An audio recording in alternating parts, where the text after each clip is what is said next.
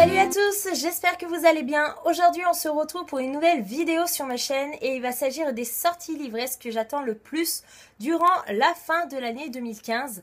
Donc j'ai environ 6 livres à vous présenter qui vont sortir durant les prochains mois, donc le mois d'août, septembre et octobre. J'espère que ce genre de vidéo vous plaît. Moi en tout cas j'apprécie de regarder ce genre de vidéos sur les chaînes YouTube que je suis. Tout simplement ça peut donner de nouvelles idées de lecture et voilà, moi j'avais envie de partager ça avec vous. Tant que ma pile à lire est remplie, je suis heureuse. Donc n'hésitez pas à me dire en commentaire si vous aimez ce genre de vidéo pour que j'en refasse plus tard. Et donc on va commencer dès maintenant. Le premier roman que j'ai à vous présenter, il s'agit de Digital, écrit par Sarah Wagon, publié chez les éditions Pocket Jeunesse le 20 août 2015. Donc ici, nous allons suivre une jeune fille qui a 20 ans et qui s'appelle Jade, qui vit dans une société toute contrôlée, puisque tous les membres de la société possèdent une puce à l'intérieur d'eux-mêmes, et cette puce permet de contrôler leurs émotions. Donc ils ne connaissent pas le sentiment de la tristesse, de la joie, du bonheur, de la nostalgie, de la culpabilité, etc. Donc on va dire que le bonheur, il est contrôlé par l'État et par la société. Sauf que Jade n'est pas réceptive à sa puce et du coup elle va redécouvrir toutes ses émotions. C'est vraiment le genre de dystopie, si on peut dire ça comme ça, que j'apprécie lire, tout simplement, voir comment le personnage peut se révolter contre un système qui est vraiment très encadré, très contrôlé. Voilà, sans oublier que les éditions Pocket Jeunesse ont encore fait un travail fabuleux sur la couverture du livre. Voilà, j'ai vraiment hâte. La deuxième sortie livresque que j'attends énormément, il s'agit d'une saga qui s'appelle U4. Je ne sais pas si ça se prononce comme ça et qui est écrit par 4 auteurs différents. Le premier, c'est Vincent Villemonod. Ensuite, on a Yves Grevet. Ensuite, nous avons Florence Hinkel. Et pour finir, nous avons Carole Trébor. C'est une saga qui va être publiée chez Nathan et les 4 tomes vont sortir le 27 août 2015. Donc ici, c'est l'histoire apparemment d'un monde qui est attaqué par un virus. Cela fait 10 jours qu'un virus se propage dans l'air. Tout le monde meurt, à part les adolescents. L'eau potable, l'électricité commencent à manquer et du coup, nous allons suivre apparemment 4 adolescents qui vont être amenés à aller à un rendez-vous et on va voir s'ils vont arriver à changer le monde et à survivre à ce quotidien qui devient de plus en plus difficile. Donc apparemment les 4 auteurs ont écrit les 4 points de vue différents, donc sous les 4 points de vue des personnages différents que l'on va rencontrer dans la saga.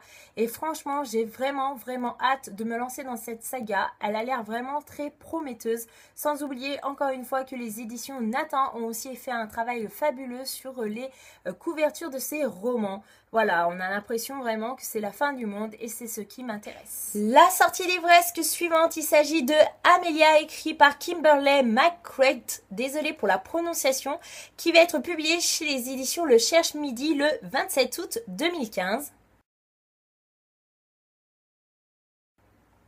Donc ici, nous allons suivre une mère de famille qui s'appelle Kate et qui a une fille qui s'appelle Amelia. Amelia a un peu tout pour elle, elle est responsable, autonome, belle, intelligente, enfin vous voyez le genre. Et voilà, la relation mère-fille est plutôt bonne. Malgré que Kate a un rythme de travail très soutenu, elle trouve toujours du temps à accorder à Amelia, elle est très à l'écoute pour sa fille. Et l'histoire commence lorsque un jour l'établissement d'Amelia appelle Kate en urgence pour lui demander de venir au plus vite. Une fois arrivée devant l'établissement, Kate se rend vite compte qu'il arrive quelque chose de tragique à sa fille puisqu'il y a des ambulances, des policiers devant l'établissement, etc. Et du coup, je pense que la direction de l'établissement annonce à la mère de famille que sa fille s'est jetée du toit de l'établissement. Donc elle s'est suicidée et malheureusement elle est décédée. Donc par la suite, Kate va essayer de faire son deuil en mettant de côté la colère, la culpabilité, la tristesse, jusqu'au jour où elle reçoit un SMS d'une personne anonyme qui sous-entend que Amelia n'a pas sauté du toit de l'établissement et donc ça sous-entend que quelqu'un l'aurait poussée elle ou voilà. Et donc je pense que Kate va mener sa propre enquête pour essayer de comprendre ce qui est arrivé à sa fille et franchement c'est vraiment un livre que j'attends avec impatience. Je crois que le jour de sa sortie, je vais courir l'acheter. Voilà. La sortie suivante, il s'agit de Le Prof, Moi et les autres, écrit par Rachel McIntyre. Encore une fois, désolée pour la prononciation. Publié chez les éditions Milan dans leur collection Macadam et qui sortira le 9 septembre 2015.